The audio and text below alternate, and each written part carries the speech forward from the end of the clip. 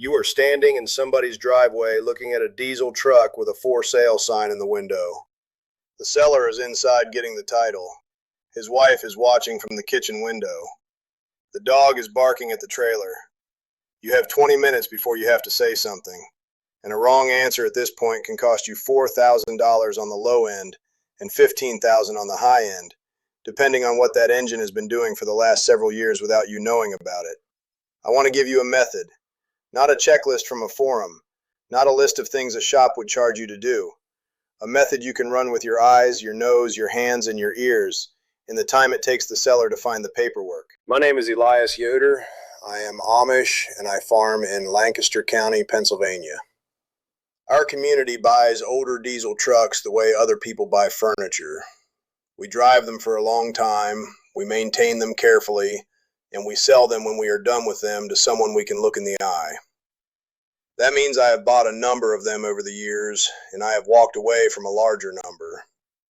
The things I am going to show you are the things I do before I shake hands, before I talk numbers, before I let the seller's story about the truck become my opinion of the truck. A seller's story is not evidence. The truck's body is evidence. The oil is evidence. The exhaust is evidence. The frame underneath is evidence. Let me show you how to read each one. I want to be honest before I go further about something specific to the world we are in right now. Diesel trucks with high mileage and clean maintenance histories are selling for more than they have in years because parts and new trucks cost what they cost and more people are keeping older iron running longer. That means sellers know what they have. And it also means that trucks with hidden problems are being cleaned up and priced as if they do not have them. A seller who knows how to stage a truck can delay your discovery by 6 months. The inspection I am going to describe is designed to find the things that 6 months of Armor All cannot cover. Now, you are in the driveway. The engine is cold. This matters enormously and I will explain why as we go. Start at the exhaust pipe before you do anything else. Crouch down and look at the inside of the tailpipe. Run your finger around the interior. A diesel exhaust pipe will always have some carbon residue. What you are looking for is the kind and the amount. Dry, light, powdery black residue is clean combustion. The engine burned its fuel. Nothing unusual went through there. Thick, wet, oily black residue that comes off on your finger as a smear means oil is getting into the combustion chamber. Worn rings, worn valve guides, a failing turbo seal. Every time that engine runs, it is burning oil alongside the diesel. That is a warning. A white or gray chalky residue, particularly if it smells faintly sweet, means coolant has been entering the combustion chamber at some point. Head gasket, cracked head. These repairs run from $1,500 on a lucky day to $4,000 or more, depending on how long the problem was ignored. A thin, dry, slightly oily film with moderate carbon is normal for a high-mileage diesel that has worked for a living. You are not looking for a pristine pipe. You are looking for the kind of residue that tells you what the engine has been burning beyond diesel fuel. Wipe your finger on the grass and move to the oil. Pull the dipstick. Do not start the engine first.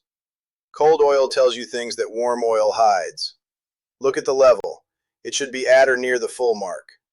A diesel that runs low on oil regularly either has an owner who does not check it or an engine using oil faster than it should. Either answer is important. Now look at the color and the texture. Rub a drop between your thumb and index finger. Black oil on a diesel is not automatically a bad sign. Diesel oil turns black faster than gasoline engine oil because the combustion process produces more soot and the oil carries it in suspension. An oil that went in amber and came out black has done its job. What you do not want is oil that feels gritty between your fingers. Grit means metal particles. Metal particles mean something is wearing inside the engine at a rate that put pieces of itself into the oil. That is not a maintenance problem, that is a mechanical problem. Oil that looks gray or milky means coolant is mixing with the oil. A gray dipstick is one of the clearest single indicators of a serious engine problem, and it is also one of the things a seller can temporarily mask with a fresh oil change before you arrive. Ask what color the oil was when he drained it. His answer will tell you more than the clean oil on the dipstick now. Smell the dipstick. Diesel contaminated oil smells like raw fuel. This happens when an injector weeps, allowing unburned diesel to drain into the oil pan. Fuel-diluted oil lubricates poorly. A strong fuel smell from a cold dipstick is worth noting. Now move to the coolant reservoir. Do not open the radiator cap on a cold engine. Open the overflow reservoir instead. The coolant should be green, orange, or pink depending on type, and clear enough to see through. Coolant that has gone brown or rust-colored means the inhibitors are depleted and the system has corrosion inside it. Look for an oily film on the surface of the coolant. Oil in the coolant means the same thing as coolant in the oil. Head gasket, internal crack. Check the level. A coolant system that is consistently low without an obvious external leak is losing coolant somewhere expensive. Ask when it was last flushed and what color it ran when they drained it. Now look at the oil fill cap on top of the valve cover. Unscrew it and turn it over. A light, dry, slightly sooty film on the underside is normal. What you do not want is a thick, creamy, mayonnaise-colored sludge. This is the most visible sign of moisture contamination inside the engine. Condensation, coolant intrusion, or an engine that spent a long time making short trips that never fully warmed the oil. Sludge on that cap means the inside of the engine has a coating on every surface clean oil should be touching. This takes 30 seconds and most buyers never check it. Move to the frame. Get down on your hands and knees and look at the frame rails with your phone flashlight. Surface rust, the red-brown film that develops on steel over years, is normal on any truck that has lived in a northern state. Surface rust is cosmetic. It does not affect structural integrity. Scale rust is the kind that flakes off in layers when you poke it with a key. On a frame rail near the cab mounts, the cross members, or the rear suspension attachment points, scaled rust means the steel has lost thickness. A frame that has lost thickness under load bends where it should not. That is a reason to walk away. Non-factory welds on the frame deserve an explanation. A clean factory seam and a field repair look completely different. Ask about every weld.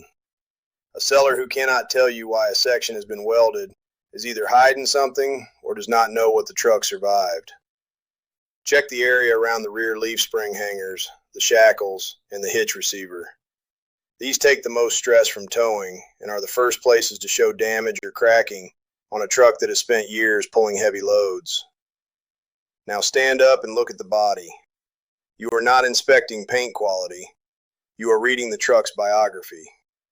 Fresh paint on one panel and original paint on the adjacent panels means that panel was repaired after a collision or after serious rust was cut out. Neither answer is automatically disqualifying, but both answers deserve a question. Ask what happened to that panel. Fresh paint on one panel and original paint on the adjacent panels means that panel was repaired after a collision or after serious rust was cut out. Ask what happened. Look at the door gaps. The space between the door edge and the door jamb should be consistent from top to bottom on both sides. An uneven gap on a door means either the door was replaced or the body is shifted. Body shifting on a truck usually means a hard hit somewhere, and a hard hit somewhere usually means the frame below it took some force. Check hood gaps the same way. A hood sitting noticeably higher on one side usually means the radiator support took an impact. Check the door jamb stickers, the VIN, tire pressures, and build date should be there. Missing or reprinted stickers deserve a question. A VIN that does not match on the door jamb and the dashboard is a serious problem. Now ask the seller to start the truck. Position yourself at the back before the engine cranks. This is the most important moment of the whole inspection. A cold start on a diesel tells you things a warm start cannot. Listen to how long it takes the engine to catch. 2 to 4 seconds of cranking on a cool morning is normal. 8, 10, 12 seconds of grinding before it fires is not. Glow plugs, compression loss, injector timing. A long cold crank is the truck asking you a question, and the answer costs money. Watch the exhaust from the moment the engine fires. A puff of white or gray smoke that clears within 30 to 60 seconds is normal. The smoke is unburned fuel and moisture leaving as the engine warms. White smoke that does not clear after 5 minutes means coolant in the combustion chamber. Black smoke at idle on a fully warmed engine means the engine is running rich, which on a diesel usually means either the injection system is out of calibration, the air intake is restricted, the EGR system is malfunctioning, or the fuel system has a problem. A moderate puff of black on hard acceleration is normal and not a concern. Black smoke at steady idle on a warmed engine is a concern. Blue smoke means oil is burning. Worn rings, worn valve seals, a failing turbo seal. Blue smoke has a particular oily smell. Stand behind the truck and breathe while it runs. If the exhaust smells like hot oil, that is blue smoke, even if you cannot see it clearly. Now walk to the front and listen to the idle. A healthy diesel at warm idle is even. Each cylinder fires in sequence and the sound is consistent. A rough idle with a missing beat usually means one injector is not contributing the way the others are. A dead or weak injector on a diesel does not produce a dramatic misfire the way a gasoline engine does. The truck may still run, it may still pull, but it is running on fewer cylinders than it has, and a diesel injector replacement runs from $200 to $800 per injector depending on the engine. Listen also for metallic tapping or knocking from the valve cover area.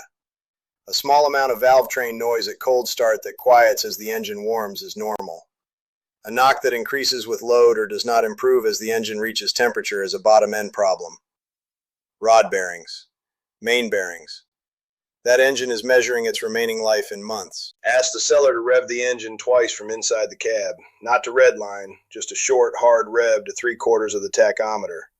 A clean engine produces no visible smoke or a very brief dark puff that clears immediately.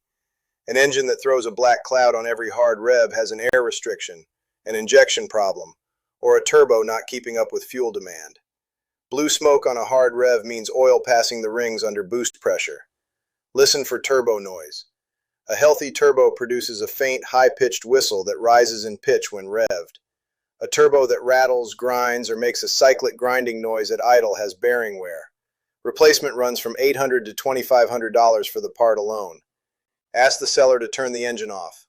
Stand at the back and listen as it spins down. Some diesels produce a brief, fading whistle as the turbo spins down after shutdown. This is the turbo freewheeling as it loses drive pressure. It is normal and actually indicates a turbo spinning freely. A turbo that clatters or knocks during spin down has loose internal components. This is a turbo that is in the process of failing and will fail completely at some point during your ownership if you buy the truck. Before the paperwork, check 2 more fluids while the engine is still warm. Pull the transmission dipstick. The fluid should be pink or red and translucent. Smell it. Burn-smelling transmission fluid means the transmission has been overheated, usually from heavy towing without a cooler. Brown or black fluid has been run too long. Fluid with metal flakes that catch the light means internal clutch pack or gear wear. An automatic transmission rebuild on a diesel truck runs from $2,500 to $5,000. The power steering fluid is worth 30 seconds. It should be clear to slightly amber and free of bubbles. Foamy, dark, or burned fluid means the pump has been running hot, or the system has been losing fluid somewhere. A power steering pump is a few $100s. A rack is more. Neither is the end of the world, but both belong in your price conversation. Now, the paperwork. Check that the VIN on the title matches the dashboard and the door jamb. Ask for service records. A seller who kept them produces them without hesitation. The absence of records is information. It does not mean neglect, but it means you cannot verify otherwise. Ask specifically when the fuel filter was last changed, when the coolant was last flushed, and what oil specification has been in the engine. Ask if the check engine light has ever been on and what it was for. Ask if the truck has pulled a fifth wheel or gooseneck trailer, which place much higher loads on the transmission and frame than a ball hitch. Ask how long the truck has sat unused at any point, because diesel fuel is less stable than gasoline in storage, and injectors that do not run accumulate deposits faster than injectors in daily use. Sit in the driver's seat and check every gauge. Oil pressure, coolant temperature, voltmeter, transmission temperature. A gauge that is broken or has been removed is a gauge the previous owner decided not to look at anymore. Find out why. Read the seller. A seller who knows his truck answers your questions before you finish asking them. When you pull the dipstick, he tells you when he changed the oil and what weight he ran. When you look at the tailpipe, he tells you the truck smokes briefly at cold start but always clears. When you ask about the frame, he shows you the one weld and tells you exactly what happened. A seller who does not know his truck answers with questions of his own. That is not necessarily dishonest. A man who drove without keeping records genuinely cannot answer. But his not knowing is your risk, and your price should reflect it. A seller who redirects you is a different matter. If you move toward the tailpipe and he steers you to the interior first, look at the tailpipe. If he starts the truck before you can position yourself at the back to watch the exhaust, ask him to shut it off and start it again. A seller who controls where you look and when is managing what you find. Let the truck tell you what it wants to tell you on your schedule, not his. Now, the honest scope of what this method does and does not do, because I would rather you trust what I tell you than walk away thinking you have a complete inspection in your pocket. The 20-minute inspection I have described will find the most common and most expensive problems on a used diesel truck. Oil quality, coolant condition, exhaust smoke, cold start behavior, idle quality, turbo noise, and frame condition together cover the majority of the things that turn a reasonable purchase into an expensive mistake. A truck that passes every point I have described is not a truck with no problems. It is a truck that does not have the obvious problems that most expensive repairs start from. There are things this inspection cannot tell you. It cannot tell you the condition of the transmission clutches or valve body without a test drive and a load test. It cannot tell you the condition of the injectors without a fuel system pressure test. It cannot tell you the condition of the head gasket with certainty without a combustion gas test, which uses a small plastic tool and a chemical fluid available at any auto parts store for about $12, and which you should do on any truck where the coolant or oil showed any of the signs I described. The inspection I described is the filter that removes the clearly bad answers before you invest in the test drive and the more detailed evaluation. If a truck fails at the tailpipe, the oil cap, the cold start exhaust, or the idle quality, you do not need to test drive it. You have found the problem in the driveway. If a truck passes those checks, you test drive it. You put it under load if you can arrange it. You listen on highway speeds for front end vibration. You listen on turns for differential noise. You listen on hard acceleration for transmission slippage. You watch the temperature gauge on a long pull. Now the honest math. A truck in the $15,000 to $25,000 range that passes this inspection and shows a clean maintenance history is worth that number if the frame and powertrain are sound. A truck at the same price with no records, a long cold start, oily exhaust residue, and a rough idle is a truck where you found $3,000 to $8,000 of repair in the driveway before you drove it a mile. The inspection costs you nothing. Walking away costs you nothing. Buying the wrong truck and discovering what it hid cost you the most money at the worst possible time, usually the week after you needed it for something it could not do. This inspection is not a substitute for a shop inspection. It is the tool you use to decide whether the truck deserves one. A truck that passes what I have described is worth spending $200 at a shop for a compression test, an injector test, and a code scan. A truck that fails in the driveway does not need a shop. It needs a different truck. He said a man who buys a truck on its looks is buying the seller's story. A man who buys a truck on its history is buying what the truck actually did. The only way to know what the truck actually did is to look at the evidence the truck left on itself.